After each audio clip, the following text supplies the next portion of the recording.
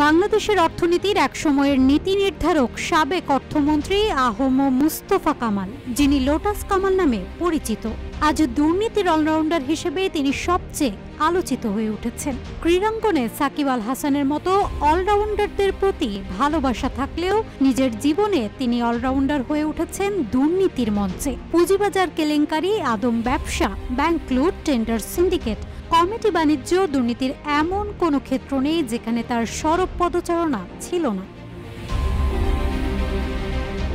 5 বারের এমপি, 2 বারের মন্ত্রী এবং বিসিবি ও আইসিসির সাবেক সভাপতি লোটাস কামাল রাজনীতি, অর্থনীতি, ক্রীড়া সব জায়গায় প্রভাব বিস্তার করেছেন, কিন্তু অর্থনীতিকে দিয়েছেন ভয়াবহ ক্ষত।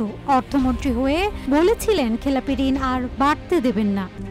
RICL TMX, যুগের পর যুগ স্থাপনা থাকে মজবুত, অথচ তার আমলেই খেলাপি ঋণ অতিক্রম করেছে সর্বোচ্চ সীমা। এসালামের হাতে 9টি ব্যাংক তুলে দিয়ে ব্যাংকিং খাতে লুটপাটের রাজত্ব প্রতিষ্ঠা করেন তিনি। নিজ এলাকা কুমিল্লায়ও তিনি গড়ে তুলেছিলেন দুর্নীতির সাম্রাজ্য। নিজের পরিবারের সদস্য, এপিএস ও স্থানীয় নেতাদের দিয়ে টিআর, কাবিখা, শিক্ষা প্রতিষ্ঠান নিয়োগ থেকে শুরু করে খাল খনন সব জায়গায় দুর্নীতির ফাঁদ পেতেছিলেন। প্রকল্প বাগিয়ে কমিশন খেয়ে জমি অধিগ্রহণের নামে কোটি কোটি টাকা আত্মসাৎ করেছেন বলে স্থানীয়দের অভিযোগ। এমনকি নিজের স্ত্রী ও মেয়ের নামে বিপুল সম্পদ সরিয়ে রাখতে তিনি চৌকস ভূমিকা রেখেছেন। পরিকল্পনা ও অর্থমন্ত্রী পদে থেকে নিজের এলাকা, নিজের লোকজন আর নিজের ব্যবসার সুবিধায় রাষ্ট্রীয় ক্ষমতা ব্যবহার করেছেন লোটাস কামাল।